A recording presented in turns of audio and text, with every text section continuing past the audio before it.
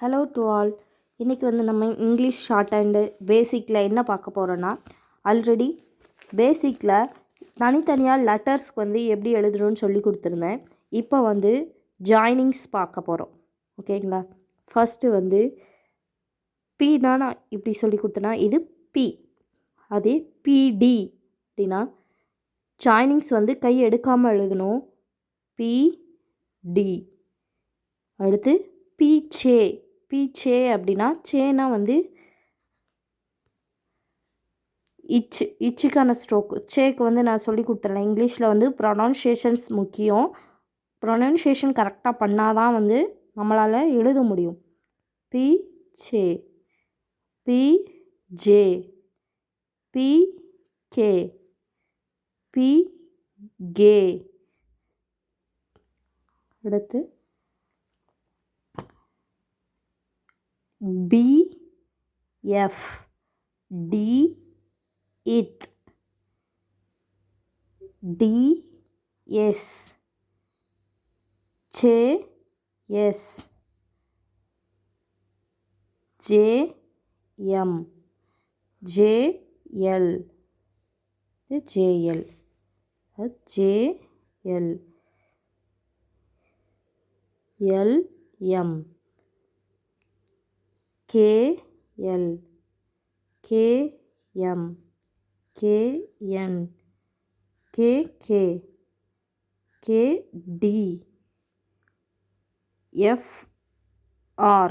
F கூட வரும்போது ஜாயினிங்கில் நம்ம ஆர் மட்டும் வருது அப்படின்னா டவுன்வர்ட் ஆர் சேர்க்கணும். FR.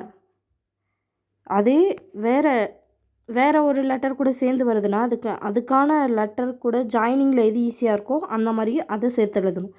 எஃப்ஆர் மட்டும் போது இந்த எஃப்ஆர் தான் ஈஸியாக இருக்கும். இதை விட இது ஈஸியாக போடலாம். ஷார்ட் ஹேண்டே வந்து எதுக்கு படிக்கிறோன்னா, நார்மலாக எழுதுகிற வேர்ட்ஸுக்கு வந்து டைம் சேவ் பண்ணுறதுக்காக ஈஸியாக எது மெத்தடோ அதுக்காக தான் ஷார்ட் ஹேண்ட் எழுதுகிறோம். அப்போ FRL,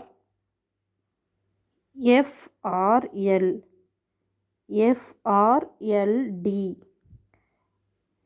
FT, FJ, FJ, ITM, ITL, ITR, ITRFR, SK, LK. இஷ் சொல்லி கொடுத்தல. இஷ் பி, இஷ் பிஎல், இஷ் கே, இஷ் ஆர், இஷ் ஆர்எல், இஷ் எம், ஹெச்டி, ஹெச்வி, ஹெச்இத், HN, HB, HJ. ஓகேங்களா? இந்த மாதிரி ரெண்டு லெட்டர்ஸ் சேர்ந்து வரும்போது கை எடுக்காமல் ஜாயினிங் வந்து சேர்த்து எழுதணும்.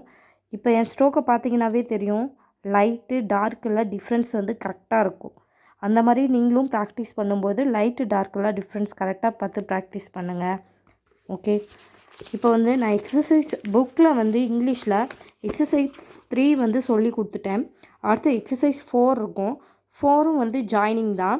இது வந்து நீங்கள் ப்ராக்டிஸ் பண்ணுறதுக்காக நீங்கள் படித்து பாருங்கள். இப்போ வந்து இது பி, இது கே, பிகே, இது பிடி, பிடிஎல். அந்த மாதிரி ஸ்ட்ரோக் வந்து நீங்கள் வந்து பார்த்து படித்து பாருங்கள். தெரியாத ஸ்ட்ரோக்கு பின்னாடி ஆன்சர் இருக்குது, படித்து பார்த்துட்டு தெரியாத ஸ்ட்ரோக்கை நிறைய டைம் ப்ராக்டிஸ் பண்ணுங்கள். அவ்வளோதாங்க. Thank you.